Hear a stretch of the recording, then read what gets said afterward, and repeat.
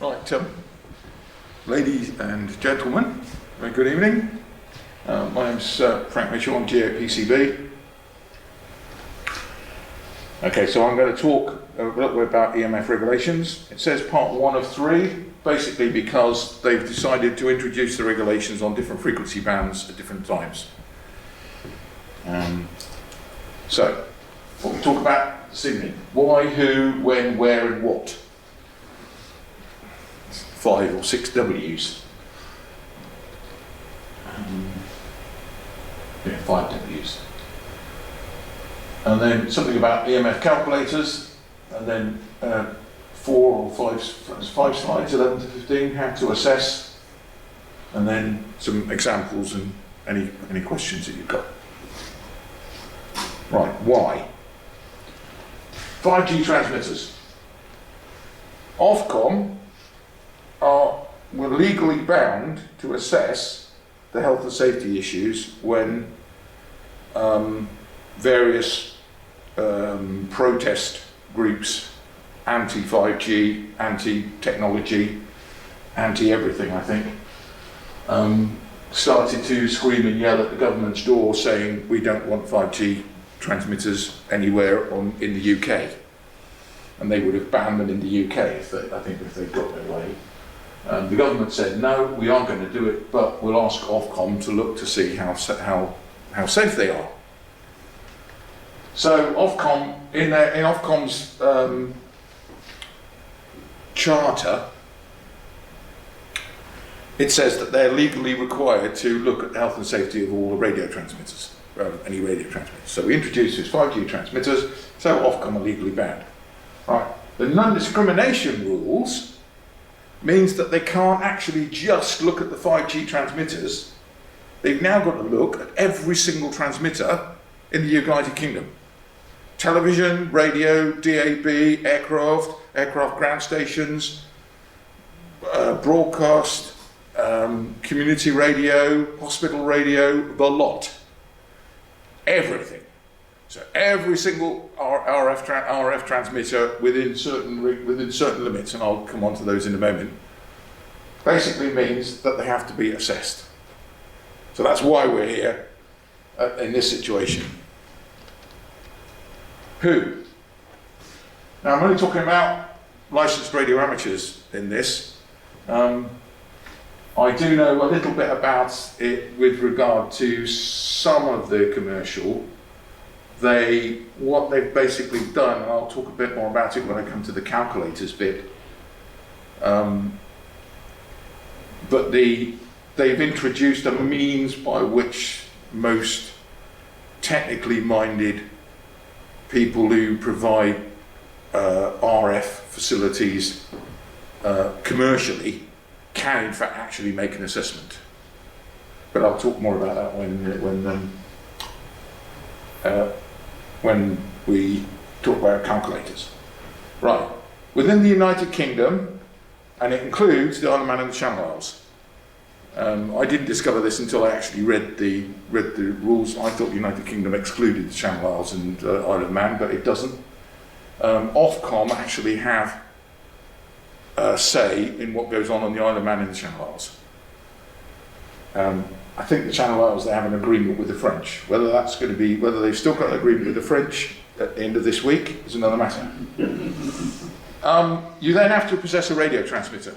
You can be a radio ham without possessing a radio transmitter. If you don't have a radio transmitter, forget it. Just tear the thing up, throw it away, and carry on listening. And TX RF output greater than 10 watts, not equal to 10 watts, greater than 10 watts. So I'm not saying that the novice people in the audience can go to sleep, but it actually does say greater, and I did go away and check. The regulations actually say greater than 10 watts. So 10 watts and 9.9 watts, going all the way down to 0.1 watts, is valid. And it's not, you don't actually need to do the assessment. So that avoids the problem of walking down Salisbury High Street and having to shoo everybody away from getting within 3 meters of you. Because not only you've got the 2 meter COVID zone, but you've got another meter of RF field. because you're 5-watt handy. Right, okay, so that's the who. When, what I'm talking about this evening is basically the first bit of it, which is applicable from the 18th of November this year. And it operates on frequencies at above 110 megs. So basically, 2 meters, 70 centimeters, 23 sems, and microwaves. I'm not going to go through all the microwave bands, but it's basically those. And you've got to up till the 18th of November to show that you've got some compliance records in place. You don't have to be accurate. You just need a piece of paper to say that you've actually done an assessment. That assessment could be absolute crap, as long as you've got their paper. The main thing is to do the assessment. When you, after the lecture, hopefully you have some idea about how to do the assessment with your own antennas, and just print it out and stick it with your license paperwork, or save it with your electronic copy of your license with an Excel format. It's an Excel spreadsheet.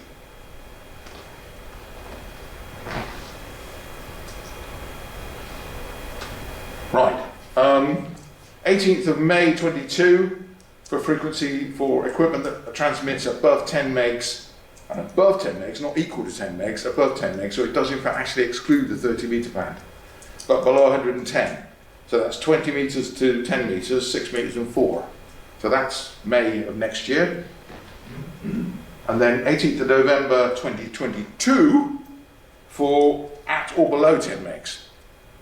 So VLF, top band 80, 60, 40 and 30.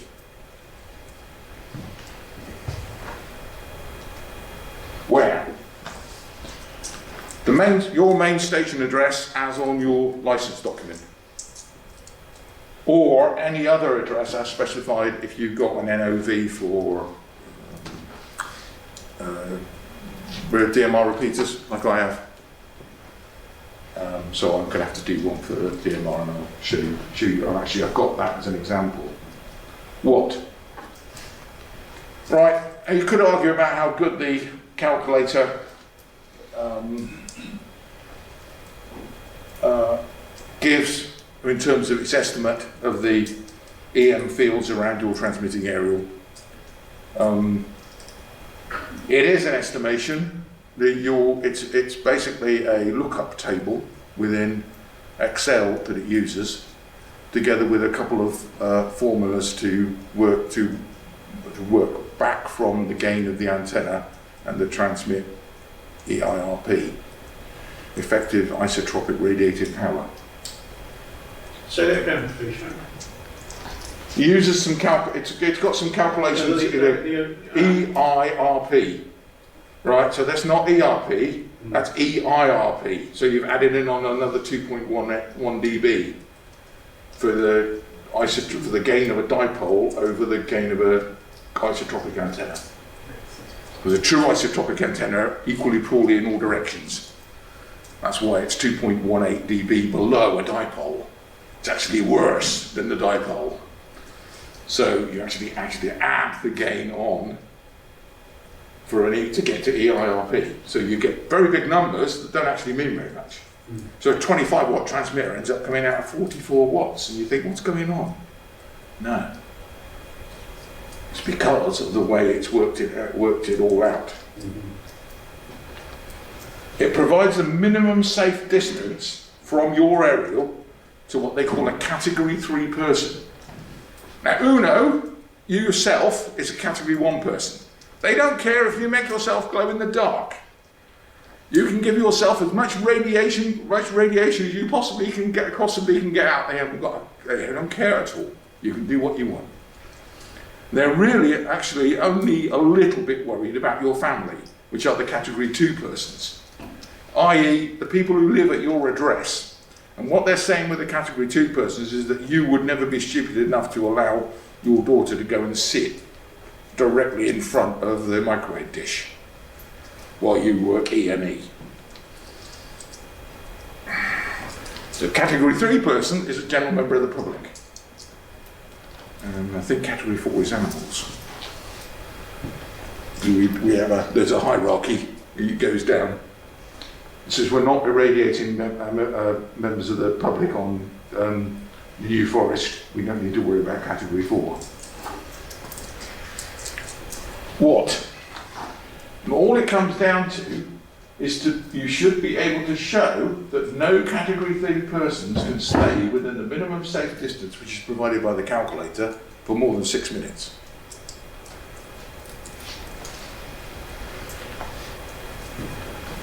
What that means is that you don't need to worry about the person walking their dog down the footpath at the end of the garden, or the road at the end of the garden. Because they're walking their dog, they're not going to walk their dog and take 6 minutes to get across the width of your property. Unless the whole 132 feet of your property, which with your 80-metre dipole strung along it, is the front line of your property. In which case it might take nearly 6 minutes to walk 132 feet walking the dog. Depends on how fit the dog is, I suppose. Lots of hassle about the 6 minutes. A lot of these regulations come from a thing called ICNPP, 1998. There's also a version of ICNPP 2003. 2002, 2003? 2003, somewhere in the early 2000s. Of which Ofcom, for some strange reason, decided not to use. They've made their regulations suitable for 98. I don't know why. It might be something to do with the way in which the 5G people were licensed. I think it's to do with the way in which the 5G people were licensed, so that they can actually say, we're compliant. Because obviously the real people that need to do this very, very carefully are the 5G people. The people who've got 5G masks, so they're trying to get through clearance. Right. An OfCom EMF calculator. There we are. ICNIRP. I nearly got the initials right. 1998. The OfCom calculator, as I said, is not very user-friendly. It requires the user to calculate EIRP, which is something that we're not used to doing. When you're speaking to somebody on the air and they say what power you're running, it's 50 watts to an 8-element Yagi. I haven't sat down and worked out what 50 watts in my cable loss is and my antenna gain is above a dipole and then above an isotropic and then quote that in dBs, because you have to quote this in dBs. So, as I say, it's not very user-friendly. So, the RSGB created some EMF calculators for radio amateurs. To date, I've created 2. One version 1.1.1, 7B2, which is very interesting because it incorrectly calculates HF conditions. So if you use that calculator, don't use it on an HF because it's wrong. It doesn't actually calculate the correct conditions for HF antennas. And version 0129E doesn't work below 10 megs. What they've avoided the problem with the previous version just by limiting the calculator so it doesn't work below 10 megs. And that way they can avoid the problems. Problem with what happens as with RF fields, the effect on the human body changes at around about 10 megs. Below 10 megs it becomes a much more of a physiological effect rather than actual true tissue heating. Above 10 megs, it's mainly to do with tissue heating. It's the amount of radiation getting and exciting the molecules in your blood vessels and your blood and everything, and tissue, which actually makes them get warm. It's the same effect as a microwave oven. That's 2.4 gigs. That just happens to be tuned to 2.4 gigs because that is very good at exciting the water molecules to vibrate, and that raises the temperature of the food in the microwave oven very quickly. And you go back to physics at school, Brownian motion, and the faster the atoms are moving, the hotter the substances. You get down to absolute zero and the motion stops. Right, how to assess. This is my way of doing it. Various people will come, no doubt, say, oh, you should be actually doing it the other way. I do give an alternative approach in a couple of slides' time. But my way of doing it is to list all your transmitters by band of operation, including their power output. Then list separately any PA power amplifiers that you've got, because you may or may not be using the power amplifier. And then, is there any hazard if I use the legal limit on RF power on this aerial? And that's the other way of looking at it. If you can show that that 400 watts into that aerial, nobody can get, and it's 5 meters up, and the safe distance is 2.8 meters, nobody is 3.2 meters tall. So nobody can get within that distance of that aerial on the garage roof, because the garage roof is the length of the car plus a bit away from the front road, which is more than that distance. If I can put a legal limit into that, that's it. End of story. You're done. You're compliant.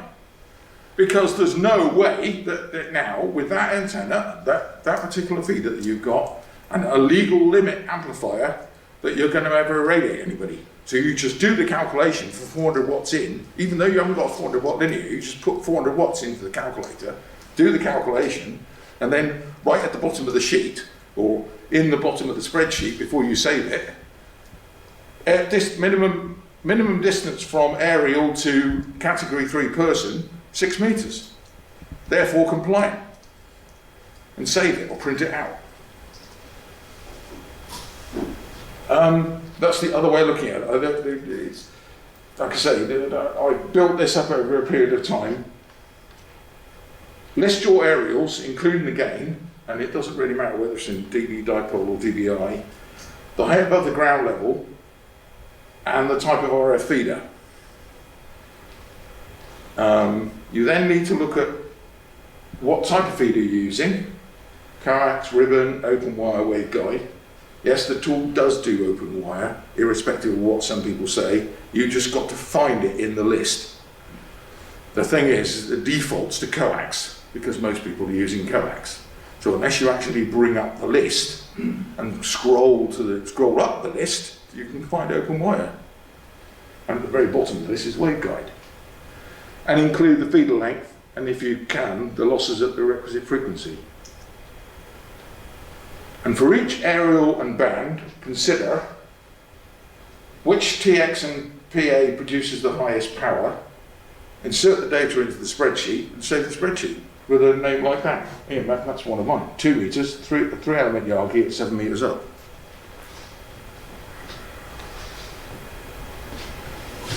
We'll do some examples.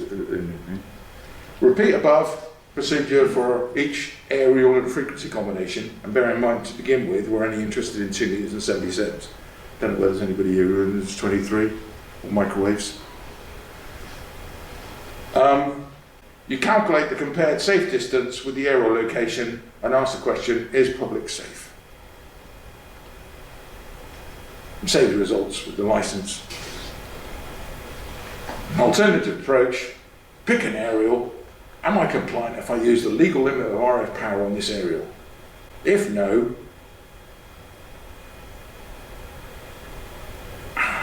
that's the wrong way around. It's the wrong way around. Yes. If no, then no. It should be if yes, then compliant. If no, then have a go with reducing the RF power. Right. This, you won't be able to see it very well, but this is the OfCom calculator.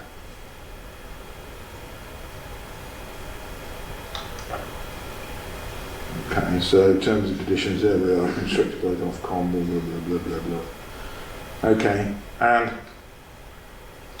OfCom Calculator. So you put in the EIRP, so I don't say it was in dB, oh, you have to, it's actually in watts. It's actually in watts, I'm sorry. But you actually have to work out EIRP and then work out the transmit time, which I'll come on to in a minute when I talk about how the calculator works, and the operating frequency, and it gives you a calculated safe distance. And you've said that you're only transmitting in any 6-minute period for 50% of the time, and the average radiated EIRP is 25 watts. With the wavelength of that, reactive near field boundary of this, and there's various notes, etc. Like I say, because it actually requires you to calculate the EIRP, it's not actually very helpful. Because effectively what you've got to do is you've got to have done a whole load of calculations before you can use their calculator, which is just asking for people to do the arithmetic wrong, and then either get stupid results from the calculator, which means that they've got to actually move to a farm to be able to use 70 centimeters handheld. You know, because they're not allowed any neighbours because it comes up with a stupid distance of miles, you know, hundreds and hundreds of metres. So it's actually right. So I'm not going to dwell too much on that one. Right. Okay. So let's actually look at. Do this. Let's actually do a 2-metre one. Right, I'm going to ignore all the name and the call sign and the radio make and the model and date of assessment and station address, because they don't actually mean anything to the calculator at all. They're just text boxes and just enable you to work out what's going on, when you did it, and which radio and who, and yeah. So if they're collected together, a large number of them, they can tell who's who. Frank, just for anyone who watches the video, wants to follow through on this because they're not going to see the screen very clearly, if they go to the RSGB website, will they find this calculator? Yes. And they don't need to be an RSGB member to access that? No. Okay. Right. Okay. Right. I've blown up the picture. You see, on this version, I've removed the stupid picture in the middle. Yeah. All right. I've blown it up. All right. So I can select which band. So there we are, 3 centimetres, and they don't go any further than 10 gigs. 6 centimetres, which is 5 gigs. 3.4, 2.4, we were talking about. 1296, 435, there's 4 metres, 6 metres, 12. 160. There is no VLF at the moment. Okay, so we're going to do 2 metres, voice FM, and then I'm put in S20 or whatever it is, right? And this is me with my 160 watt Toyota Linear, which I'm running flat out because it's FM, and I reckon I'm on about 40% of the time. Right, so that makes the average power from the transmitter 64 watts and the peak power from the transmitter 160. Right, and it then works it out in dB and dBW. Right.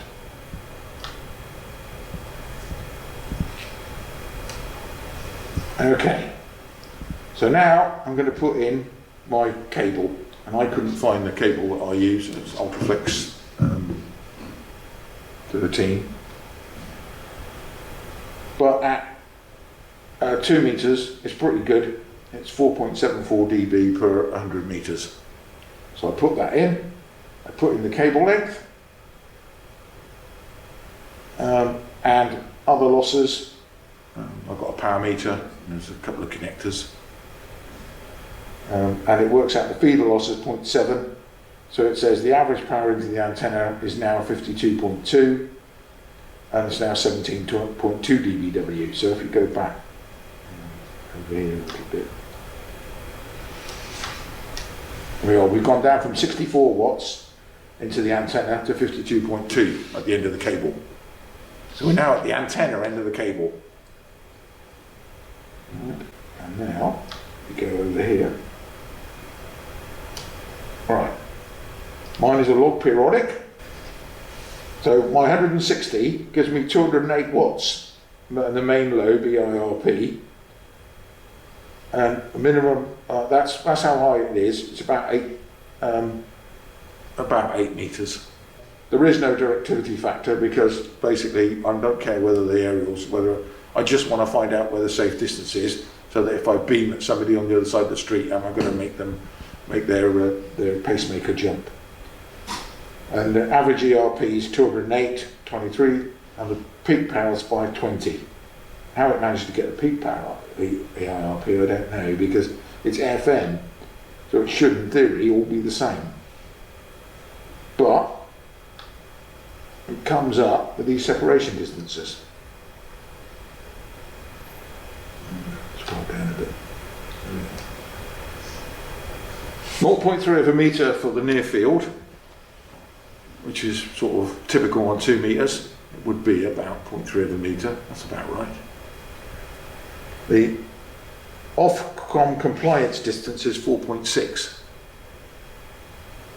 So I'm okay. It says, as long as no category 3 persons get within 4.6 metres of the antenna, which is 6.2 metres of vertical separation and 0 horizontal. Well, 0 horizontal means they've got to come into my garden. And nobody's 6.2 metres tall. Or nobody can get within, more importantly, nobody can get within 4.6 metres of it without climbing on the garage roof. All right? And we are talking about category 3 persons, so we are excluding the guy painting the window frames upstairs in the house next door. We're not including him because he's not there for 6 minutes while you're beaming at him. One of the things I was thinking about doing was seeing if I had a 400 watt linear, whether I'd still be compliant. So let's go back, because these are just all sample files. These are not my real saved versions. I am going to make it 400. And I'm going to say that it's a contest, and I've got a voice keyer. So I'm on 65% of the time, mate. Right, there we are. So the average power is 260, peak power is 400. I'm still using the same coax. So now I've got a peak EIRP of 1300 watts, which is what you expect at the front end of the antenna, because after all, that'd be beaming at you. All right, and then going back and down.